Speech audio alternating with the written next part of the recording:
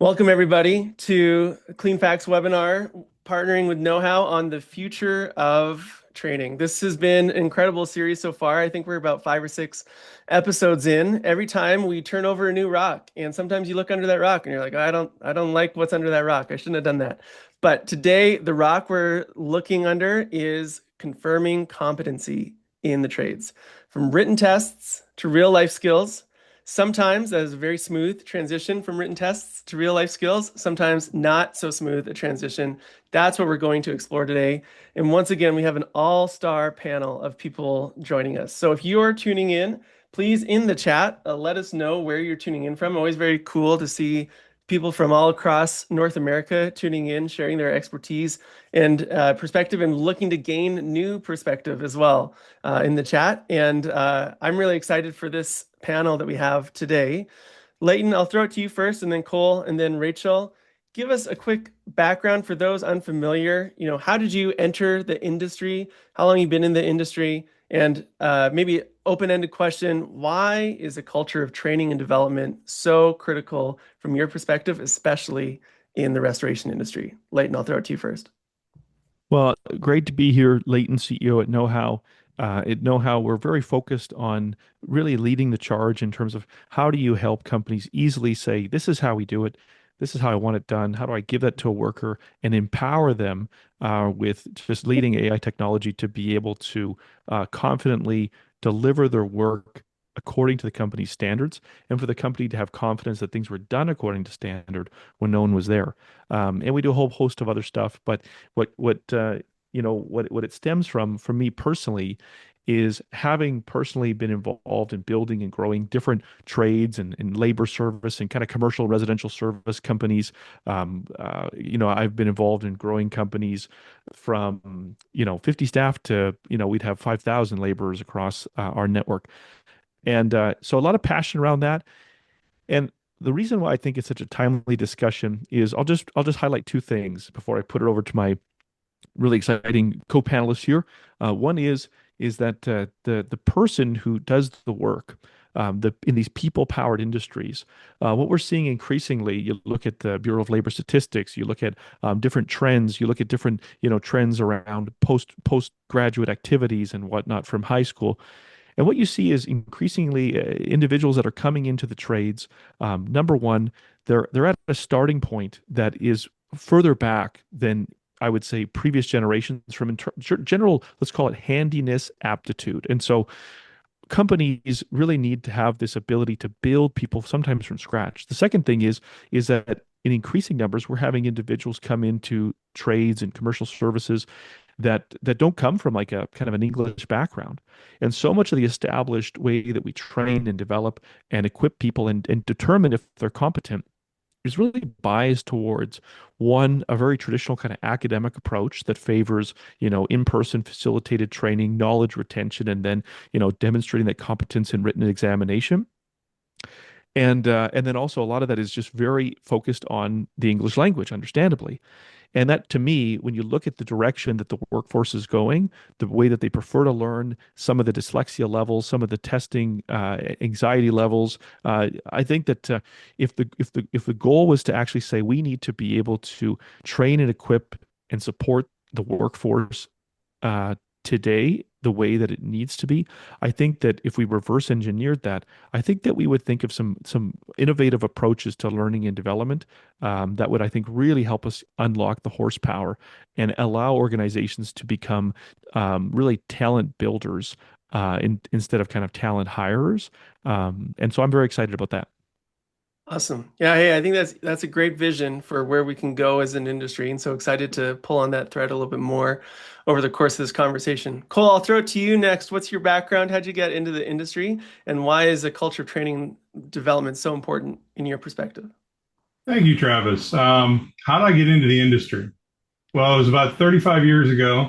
I got involved with a company that was making a lead paint encapsulant and had an asbestos encapsulant. So I got involved in asbestos and lead-based paint. And lo and behold, restoration was gradually starting to bloom. And by the year 2000, we had the mold industry and had to try and figure out what mold is gold was all about. And that circled back to bringing restoration and abatement together. So here we are with water, fire, smoke, asbestos, lead, crime scene, trauma scene, biohazard, etc. And I've been blessed to participate in all of those, sometimes as a product manufacturer, sometimes as a teacher, trainer, instructor, and sometimes in a hybrid role as a consulting professional or as a consultant's consultant. Currently, I'm the Director of Education and Development for Sentinel Products in Minnesota, although I'm based in Boston. And Sentinel is a manufacturer of coatings, sealers, cleaners, chemicals used in restoration and abatement. I'm still an advisor for Restoration Crosscheck, which is one of my educational outlets, as I really enjoy working with Ed Cross and his team. And I do private consulting work for select clients. And that includes a lot of teaching and training on, what I think is an important concept, and that is the damage delta. It's a principle I really wish more companies would think about when they're thinking about whether or not to invest in training, because it really helps clarify the mind that the difference between investing a little bit in training versus what you might be investing down the road in litigation is huge and simple and straightforward. I loved hearing Leighton's vision, and I think I would just build on that for the conversation that not only do we have languages other than English, but we have a population entering the restoration field that was raised on tablets and iPhones and TikTok. And so I'm not trying to bring the old fogey thing into it, but I think we need to face facts. We need to have shorter, harder hitting, modular learning that is more suited to the learning skills that our modern adults have now. So the more I could see that introduced, and we're trying to do that with IICRC with the Nano program that we're going to do a webinar on introducing, kicking it off in January. Shorter, more substance, subject driven, and less of the drawn out 2-day meetings. Those are still great to get, for certification, there's no alternative, or often no alternative, but for continuing education, we need content that really interests the participant so that it sticks with them.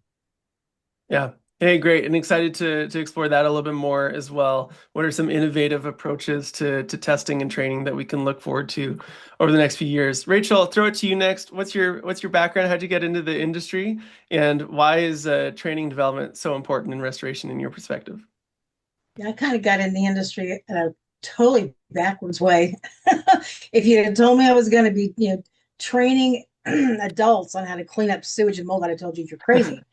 So I've been involved in the cleaning and restoration industry for about 30 years. I'm a IICRC instructor. I teach several of those courses. I'm also currently the restoration division chair. So I get to interact with a lot of the restoration training programs that IICRC has currently. I also own and operate a consulting firm that deals mostly with industrial hygiene related issues, based here out of Indianapolis, Indiana. And, Leighton and I have had some really, I think, interesting conversations over the last couple of years. And, as a trainer, in a in an industry where, we're putting out workers into the field to actually perform, hands-on task related types of services. What I have found is that, obviously adults learn very differently. And I think a lot of times the programs that they have available, which again, IICRC is, in my opinion, is one of the leading education providers out there. I think they've got, excellent programs. Obviously I believe in it because I teach several of their programs. But what I find is a lot of the students and a lot of the registrants that come through these training programs, many of them are not academic people. Some of them might have an 8th grade education. Some of them a lot of them actually have learning disabilities. They have test anxiety. They don't test well. English may not be their first and foremost language. So when they come to these courses, they really struggle just to barely squeak out a passing score. But those same individuals, if I were, for example, to tell them to go out and build me some containment for a mold job, they would be rock stars. So on the Yeah. academic side, I think, trying to find a way that we can actually put competent people, not just qualified, because obviously there's a difference between someone who is qualified and someone who is competent, Hmm. in the field that can actually be comfortable, that they can go out and they understand exactly what they need to do and how to do it correctly according to the standard of care, would be a big difference. It'd be a huge benefit for the industry. Back in the day, we had a program that was created by two industry icons, Barry Costa and Jim Holland. They put together a training program that was known as ICRA. And what that program was, and it kind of ran in conjunction with IICRC, they complemented each other. But these classes were, you sit through your class, and at the end, instead of having just a written exam that you had to achieve a final score, the competency came by having to demonstrate certain aspects. So for example, can you demonstrate how to properly change a filter on a HEPA AFD? Can you demonstrate on a thermal camera what kind of settings to put that on to achieve certain types of images? So they could actually physically demonstrate the competency versus just passing an exam. Occasionally I do get those academic people that come into class, studying comes easy to them. They don't even have to crack a book. They can pass with flying colors. Every test is easy. But when I ask them, hey, can you go out and build me some containment? They're lost. They don't even know where to start. Hmm. So how do we find and bridge that gap? And obviously with the changes in our workforce and language barriers, all of those, I think, and people are just not, I think, gravitating to colleges and formal educations. A lot of them are looking for trades. They Yeah. don't have the financial means or the time to put in to go to school for 4 years or 8 years. So I think the trades are becoming something more attractive. And so maybe looking at how do we raise the bar for this industry to maybe raise it to become recognized as an actual trade. Hmm. So to me, those are some things that I think would really make a big difference in putting out more qualified, better qualified, competent people. Yeah. Let me And, level set. Oh, sorry, Layton, you and go quick. I was just going to add something to what Rachel's saying because I think I just want to in the game tape I want to highlight something what Rachel said is I think that what is important to just underline, and Rachel, you tell me if I'm really just kind of out in left field here, is I don't think anyone's saying that in-person training and even testing is going away. I think that there's a transition happening where hybrid forms of education that in a sense take into account, let's call it the rising and prevailing, let's call it educational preferences and technology preferences that Cole referred to, have to be accounted for. These aren't just people that like Candy Crush. Like we're talking about transformational ways that people have learned from a young age to interact with knowledge that is influenced, has had a pervasive influence in how they think about knowledge and even how their mind archives, retrieves, structures knowledge. But then also, I think that the question is really not how do we throw the baby out with the bathwater, but what is a hybrid approach? What is training plus? Like what's on the other side of that plus in the math equation of really keeping learning optimal? And to what Rachel's saying is, what the goal of this training is truly, I think what we would say is on the job performance, and people's homes, return to normal. And so is any of that offside, Rachel? No, I think you're spot on. And when COVID happened, I can only speak as an IICRC trainer. IICRC was behind the eight ball because they didn't have any online learning programs. I mean, some of their CEC programs might have been online, but their actual certification programs, they didn't have anything that was, quote, live stream or online training. So a lot of instructors, especially those older people like me, right, that are not technical savvy people, right? They had to kind of learn by fire on how do I get my programs, because that's their only means of making a living was their training. So they had to kind of find a way to get into and jump into being able to offer live stream and online learning. And I think for some of those folks, it was very difficult, and it became just like what we're doing right now. We're just looking at each other on a screen. And so not having the tools and some of the skill sets, how do you incorporate to make it interactive and to make it interesting? And whether it's a hybrid approach, and there's a lot of things that can be done on a mixed type of training programs to keep it interesting and to keep people wanting to come back. Not everybody learns, the same way, obviously, right? There's different ways to learn. Some people learn better in person versus some people learn better by touching, feeling, doing. But how can we put together an approach that combines all those different components? Because to me, that's going to, I think, deliver the best training programs that we can have. And so, and we talk about some of the technology. I think a lot of people lack in that department and understanding how to bring the technology into the training classroom. So how do we combine all that together? Yeah. What I want to do is I want to maybe checklist is not the right way to think about it, but I want to assess like, hey, if this is what your training looks like right now, I think there's opportunity left on the table. And so why don't we take a few minutes? Cole, I'll start with you. What would be some examples of ways that you've seen restorers just not think the right way about training and confirming competency? Like what are some of those common approaches to training that you're just saying, I think this is either missing the mark or you're not catching the full, like all the talent that's available on the table just because of the way that you've set up your training and how you confirm competency in your organization?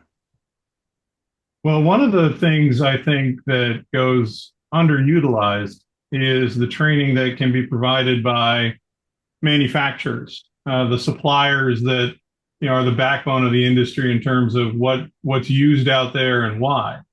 The training you get from a manufacturer is always going to be tinged with the fact that the manufacturer is in business to sell product, and sometimes that makes people reluctant to access those resources.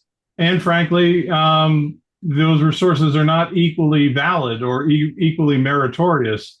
You've got situations where training from one manufacturer might be really just a soft sell, whereas the other manufacturer actually is bringing legitimate content to the table and organizing the course in such a way that documentation is provided and that sort of thing. One in the IICRC standards, I can't think of any of the practical knowledge standards from the restoration side. So your 520, your 500, your 700, where there isn't prominent mention made of accessing this kind of training. In fact, the restorer is obligated in certain passages to make sure that training is provided on a piece of equipment or even a consumable. I'd remind everyone that consumables are just like pieces of equipment. There are directions for use and there are warranties and all that sort of thing. But there's an empty space or there's blank spots or disconnects in the industry where we can only lean on the manufacturer and say we need training from them and we need it to be held to a certain standard. And we need to find a way to encourage manufacturers to invest in that, because at the end of the day, they know their product. Yeah. Hey, great point. And Dawn in the chat mentioned that she's rethinking a lot of their training program and relying on equipment providers and manufacturers to help out. Because, yeah, of course, like you said, no one knows their product better than them. Rachel, I want to throw it to you. Where are some places that, today in 2025, you see restoration companies getting training and development wrong?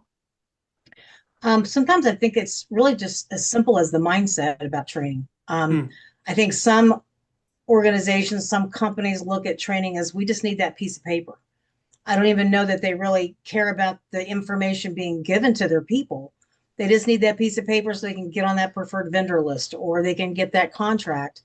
And they may just, send one person to get that lead tech or that supervisor trained, thinking that, well, everybody else can just fall in line and they can just, work underneath that one competent person. So I think a lot of times the boat's missed because they don't invest in their people to ensure everybody has the adequate training given what their job responsibilities are.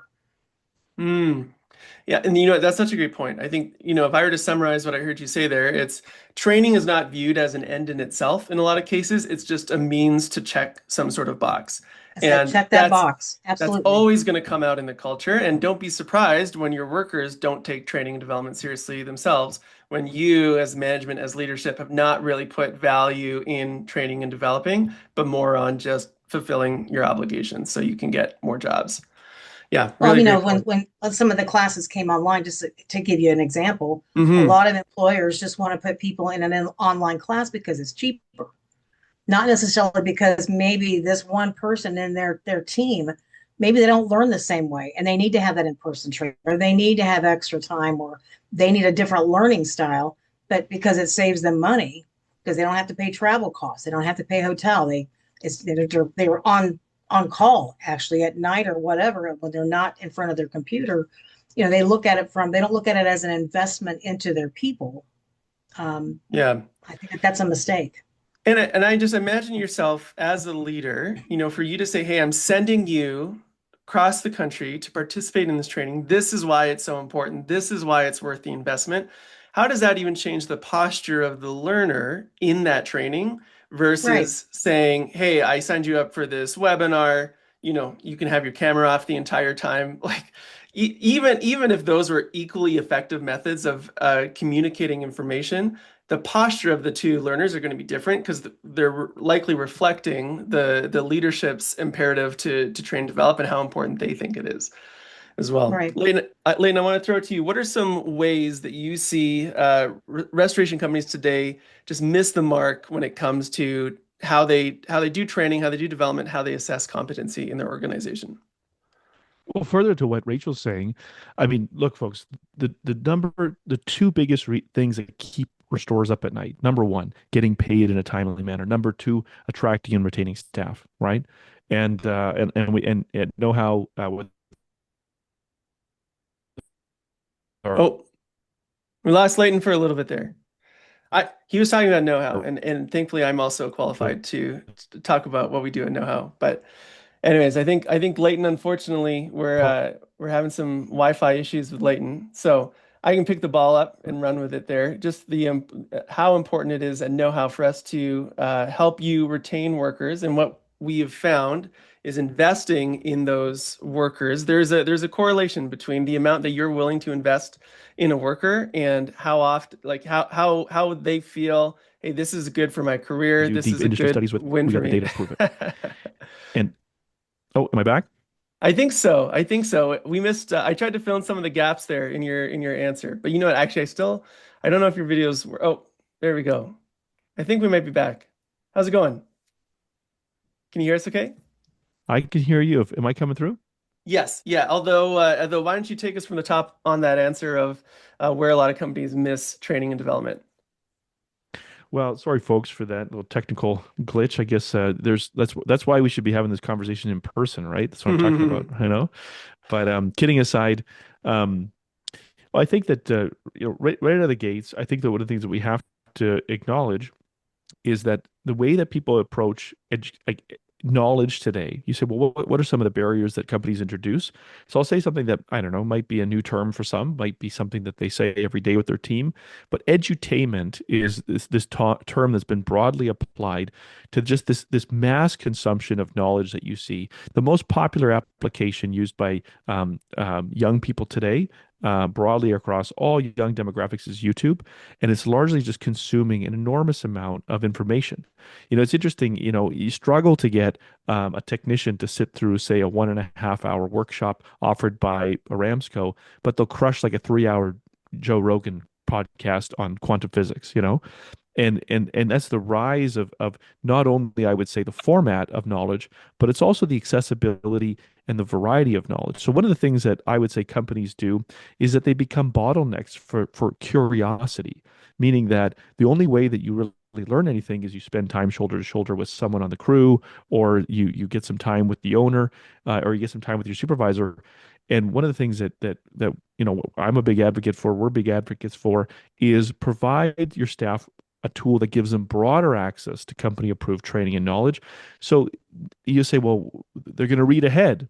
Yeah, and they're going to become curious and they're going to recognize that there is so much to learn in this fascinating industry. I'm not just bottlenecked any longer. So I would say that they introduce bottlenecks to natural curiosity. That's the byproduct of just the breadth of education that's available to people through their mobile device.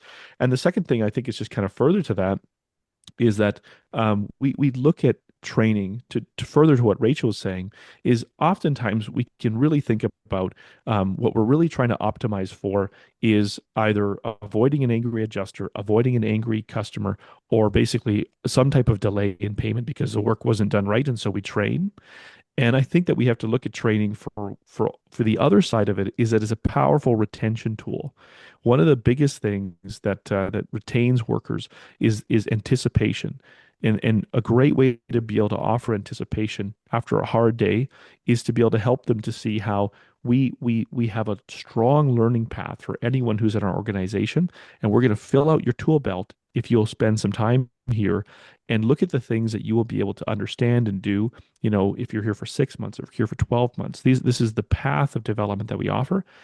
To Rachel's point, we have individuals that come into training and come into this industry that often haven't made a lot of progress in their education. And when your company can give them a sense that there is progress that can be made, training becomes a powerful retention tool, especially when it's delivered in a format that I would say is relevant and easy for them.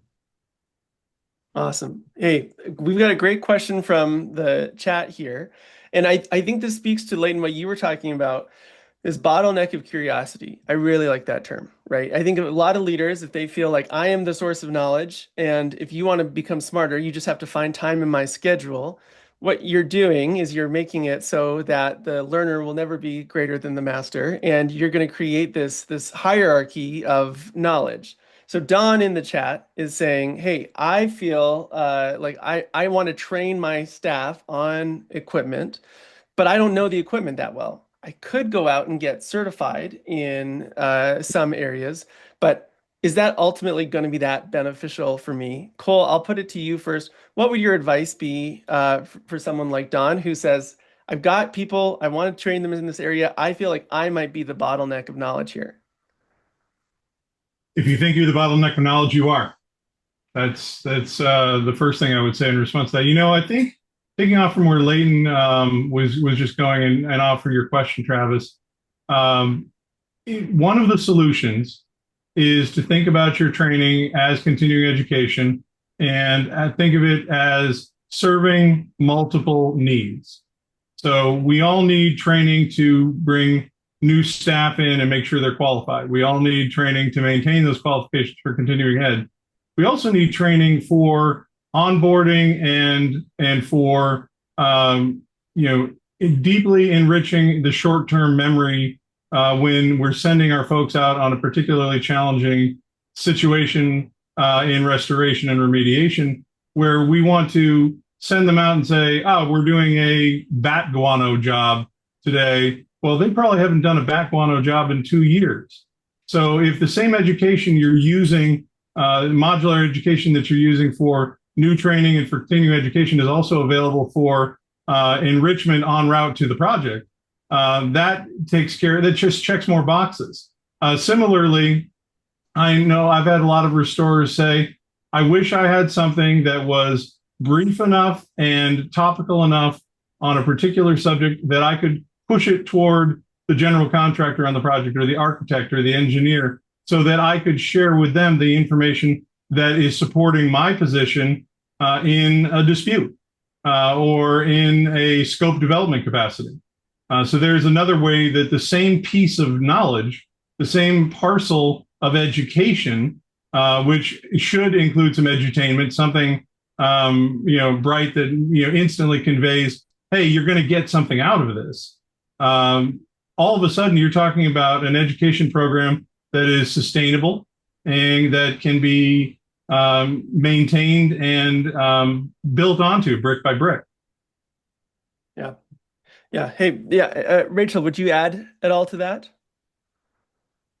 Just to kind of dovetail on what Cole has said, training is one of those things that it is a continuous ongoing process. It's not like you take a class and you pass an exam and now you're the expert. Now you know exactly what to do. To me, it's something that should be continuous. So how great would it be that, let's say you take a class and you pass your test. How great would it be that we had programs, whether you could access it, say, for example, on your cell phone. So maybe you're waiting in your truck, waiting to go into Mrs. Jones' house to do whatever service you're there to do. And you could pull that out and you could have a program that you could just kind of go in. Maybe it's a 2 or 3 minute little review, and you could kind of pick the topics that either you're interested in or maybe applies to the services your company provides.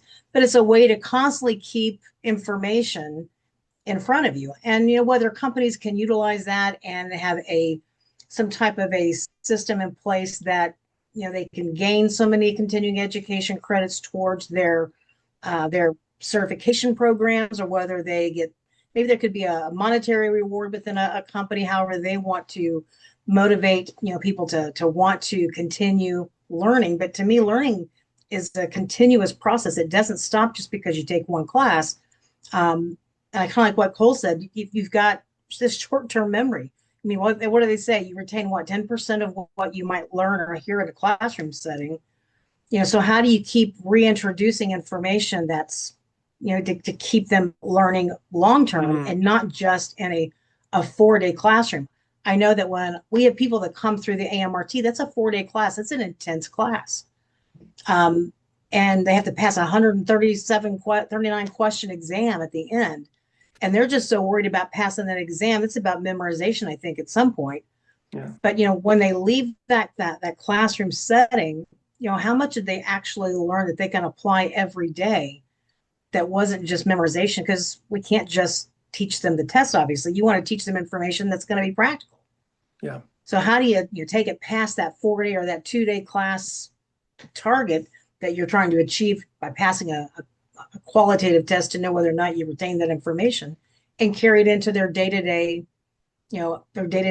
role as a technician or a supervisor or whatever their particular job or role is.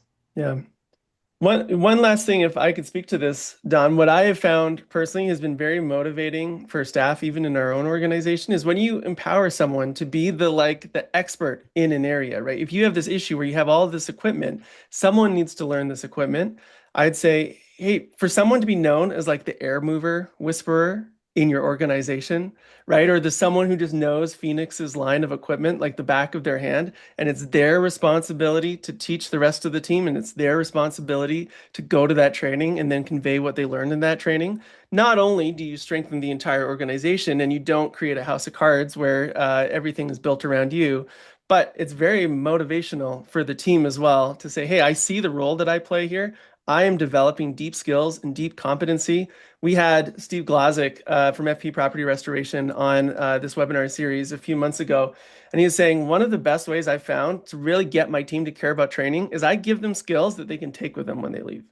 And it feels like a very controversial subject to invest so much in someone and then they could walk out the door. But ironically, they stick around longer because they see how they're being poured into because of this organization. Leighton, I want to throw it to you. I want to start to center on this topic of, confirming competency and tests, right? Rachel brought up, this exam, this 137 question exam. And I remember when I was in university, you would just have that date circled on your calendar, right? And you're like, the day after, I can forget everything. All I need to do is pass this milestone so I can get my low credit and move on to the next course. We'd all agree that's the wrong mentality, but so many people, it's probably hardwired into us from grade one. That's our mentality when it comes to testing, when it comes to courses. How would you start to advise restoration leaders, especially growing companies that take training development seriously, to rethink how they confirm competency, how they assess if someone's ready to go out there, and that continuous development cycle? Well, let me speak very briefly to that, and then I want to put a question to Cole and Rachel, and I'll yield some of my time because I'm really curious how they would respond to kind of almost like a bit of a slight twist on that question. So let me just touch on the future.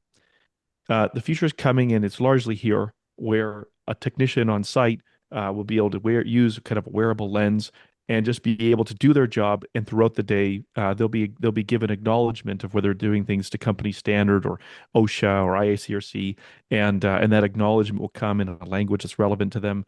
And so that the ability to be able to, in a sense, leverage what we call visual recognition, or you call it computer vision, and to be able to, in a sense, provide real time nudges, guidance, reporting, that day is just around the corner. And so that's technology. But at the end of the day, you still have this real opportunity of so much of, let's call it, the expertise, the knowledge, the professional competencies are really embodied within, to Rachel's point, individuals who they have depth in their field of study, but that, let's call it, what is next for the cutting edge of AI is really not the blog that they sip their coffee to, right? So I mean, it's a total understandable dynamic. So here's what I'm curious: if I was to just pick two things that I think we could probably all relate to, I don't think I'm dating myself here too much, but I think we all care about our grandmothers, or that kind of grandmotherly role in our life. And so just picture in your mind's eye, Cole and Rachel, that whoever fills that kind of grandmotherly role, where we would certainly want them to have the best service, right?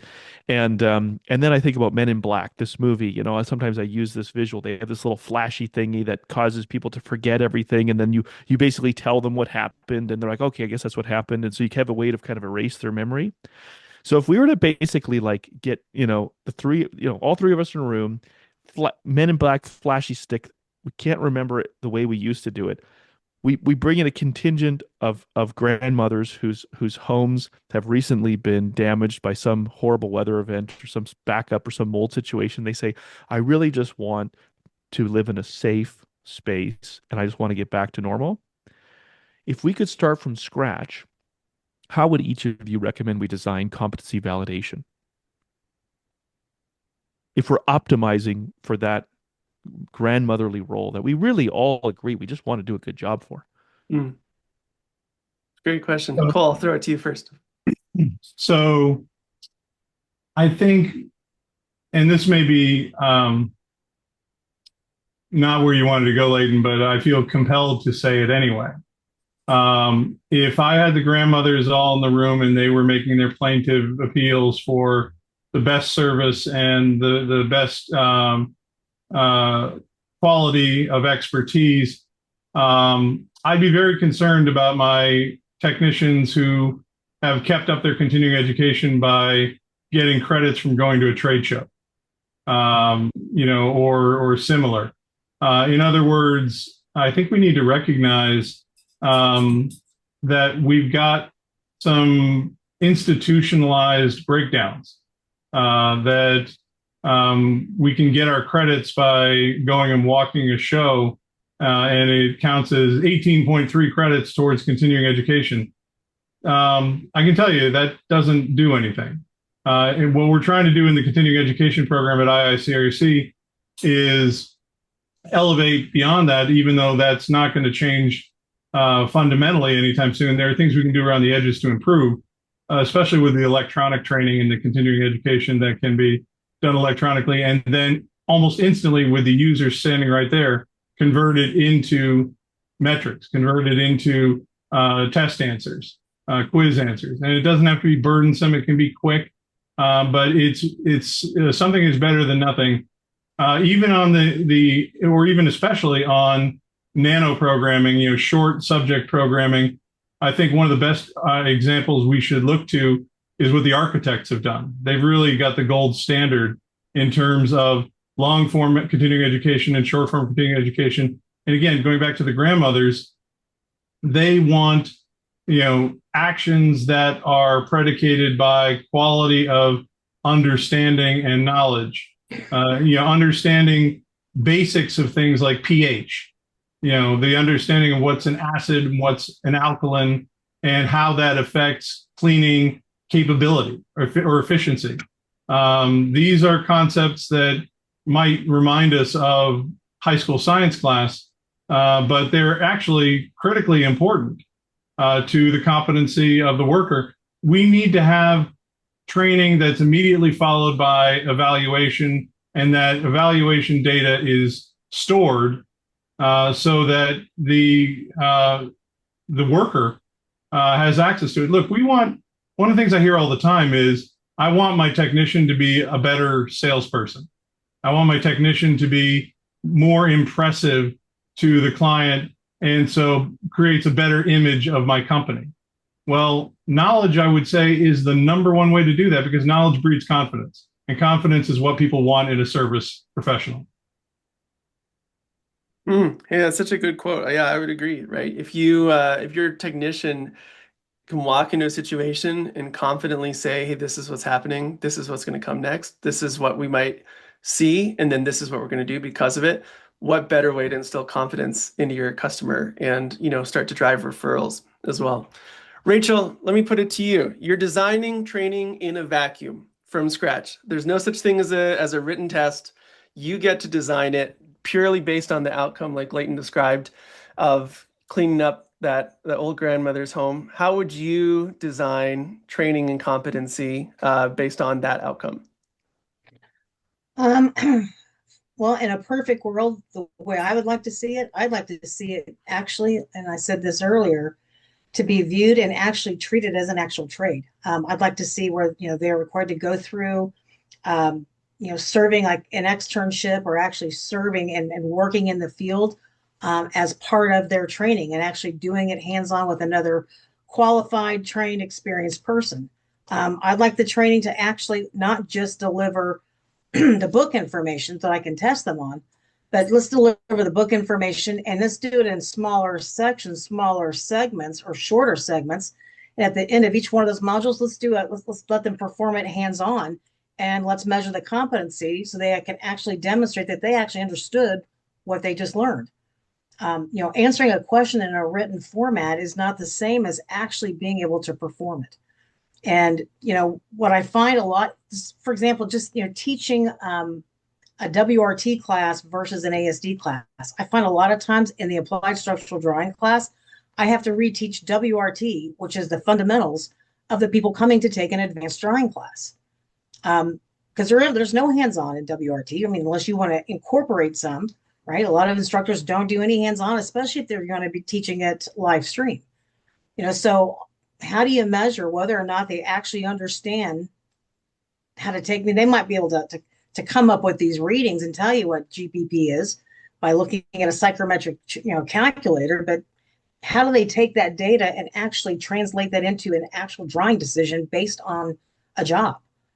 So to me, if I could design a ideal training scenario, it would be a combination of shorter segmented training sessions followed by hands-on competency or skill sets. And I'd combine that with having our industry viewed as an actual trade, that technicians or workers are actually in the field serving and working alongside other companies that already have the qualified people in place. Yeah. Travis, can I jump on that? Because please, this is probably a good point to introduce. I really love what Rachel's saying about should be treated like a trade.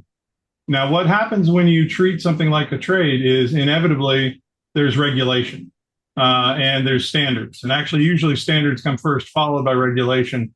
And the reason I wanted to bring this up was, when we're investing in training, we're investing in getting ahead of the curve that is inevitable.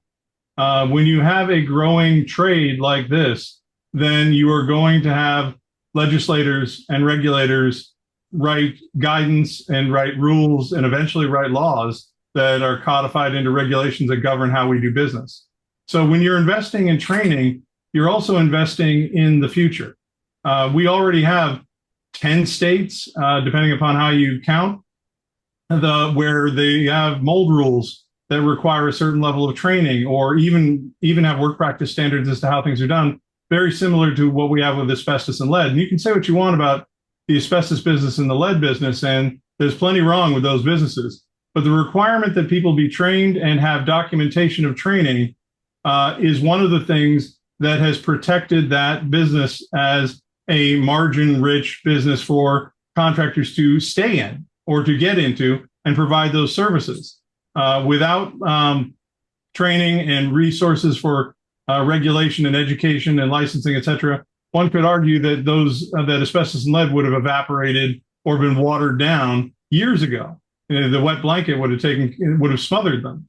I don't think it's at all unreasonable to think that what we've seen in New York and Texas and Florida and Louisiana and Virginia and New Hampshire, and I could go on, that those areas where there is regulation, now the question is, does regulation jive with the IICRC standards?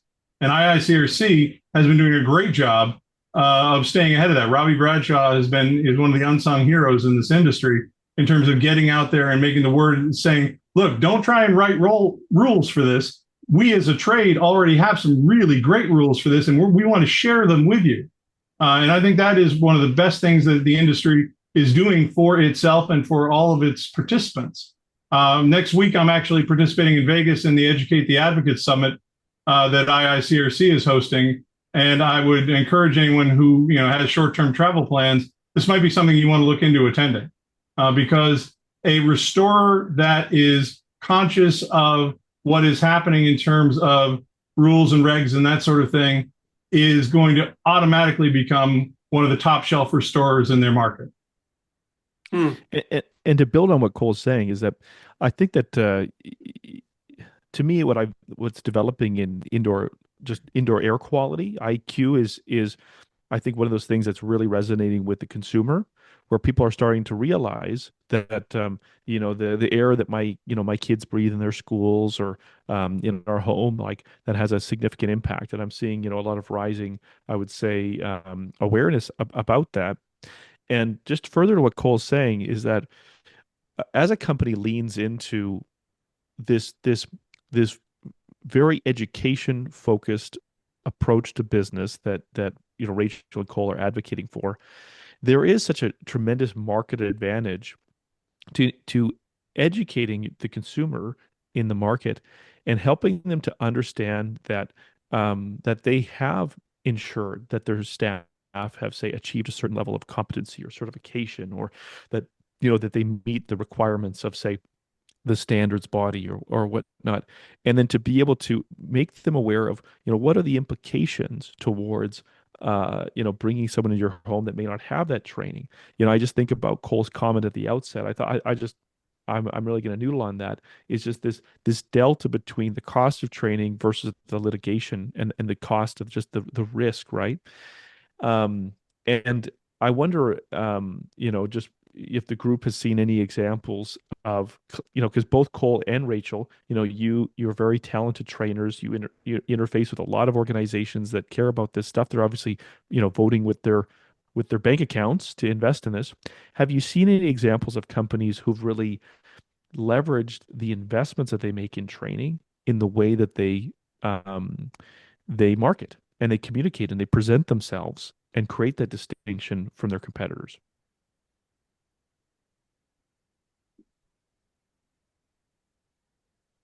And if not, if Well, you're on the chat, you can spring the action. I was hesitating because as chair of the continuing education committee, it's really not my place to call out certain program providers. Although I think I look at what Chris Resnowski's done and his team within Circle. And one of the things I liked seeing in their training, or at least in the time I've sat in on bits and pieces of it, is the incorporation of certain fundamental concepts that are universal. One of those is the whole trigger word concept from the IICRC standards, the idea of what the difference is between a shall and a should, and or you can or may do something. And these are really important concepts, and people like to say, well, the mold standard is very complicated. It is too many trigger words in it and doesn't leave enough discretion for the restorer. Well, actually, the water damage standard and the new fire standard each have about 40,000 words, and water damage, for example, is almost 5% of the words in the document are trigger words. They're shoulds or shalls, strong trigger words. But the important thing is the whole idea of should and shall as a concept in teaching will lead straight into conformance with regulation, where the whole idea of should and shall is also used. So I think the more we can find translatable concepts that can be used across multiple disciplines, the better off we are. I mean, the most obvious one is don't cover up a contaminant, remove it, clean it, get it out of there if you possibly can. And then after that, if you're going to think about a sealer or something like that, only then do you do that.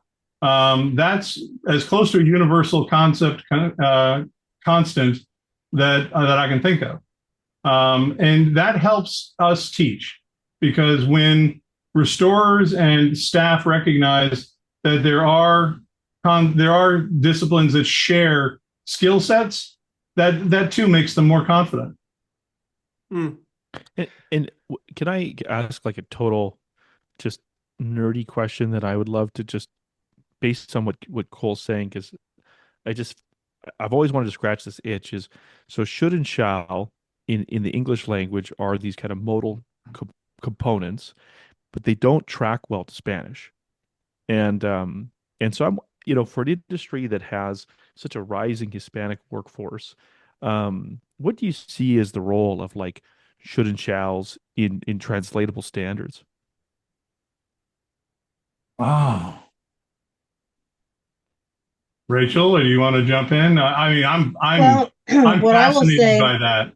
what I will say, and this has been the challenge, because I seriously really just got, I think, a lot more aggressive with getting like standards, etc., getting them translated into French and into Spanish.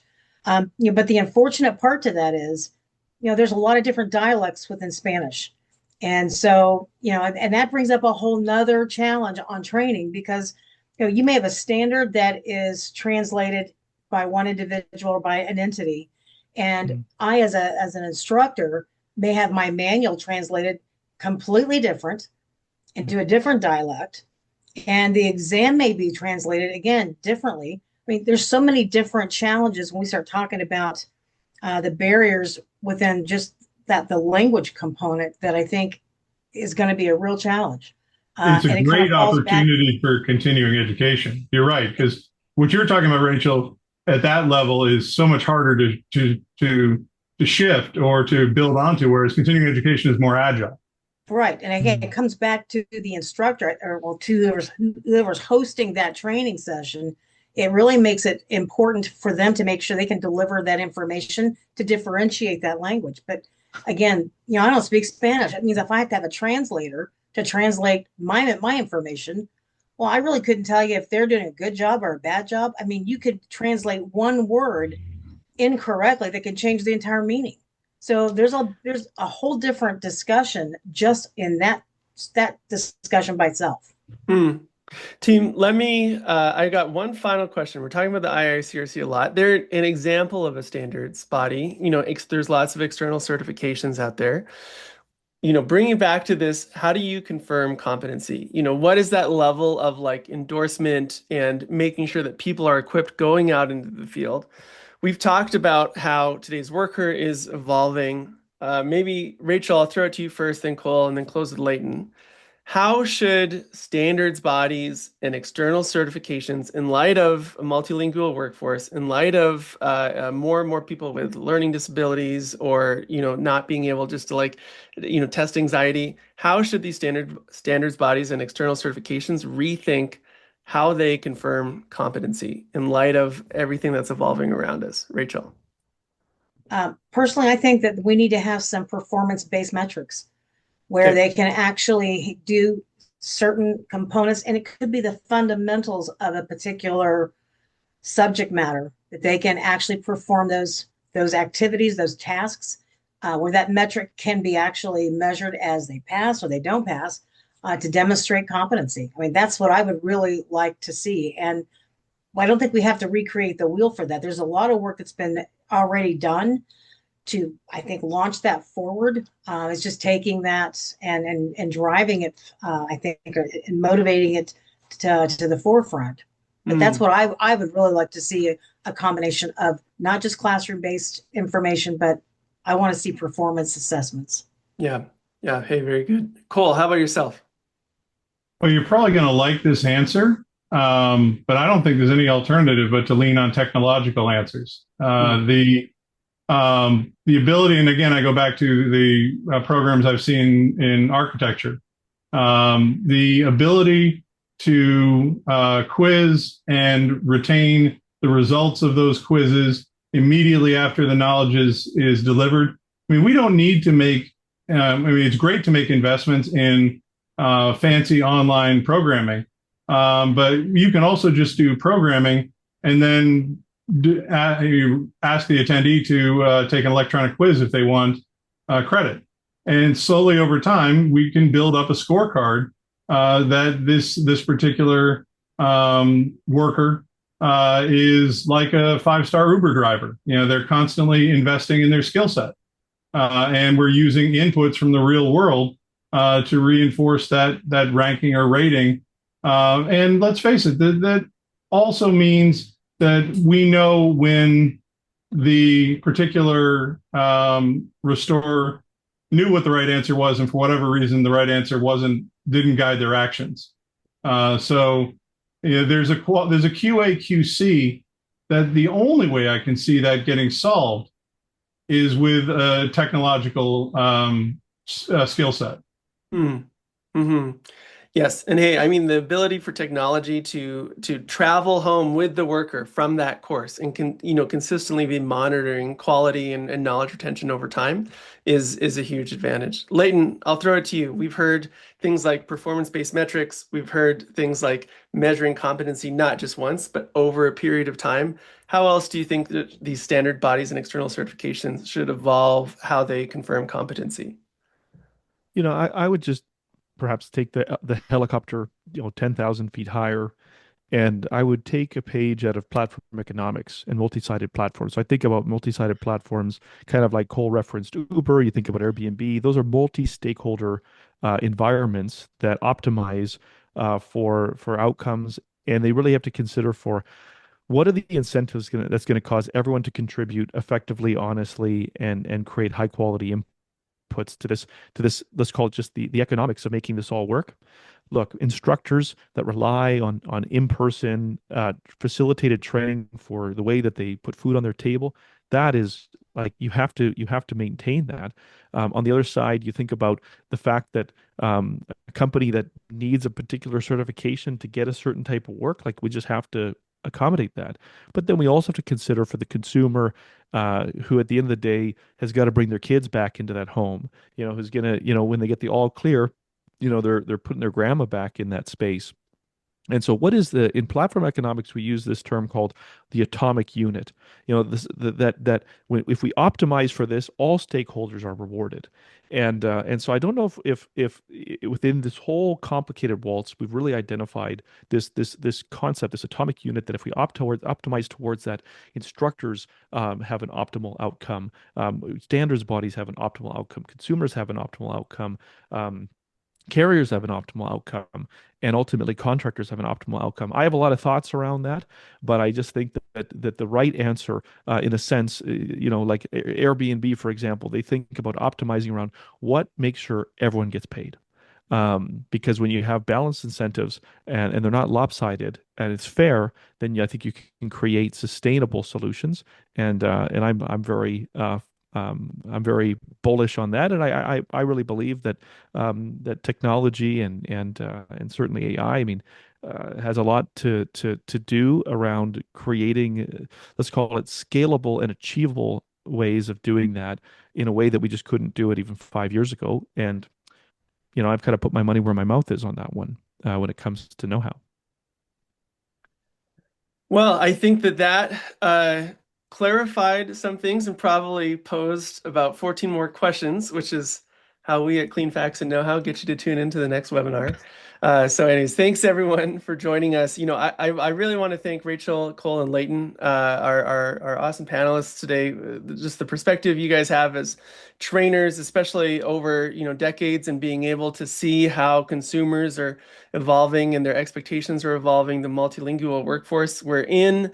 It's a new environment in the restoration industry, and it requires a new approach. And so I appreciate the new perspectives that everyone provided.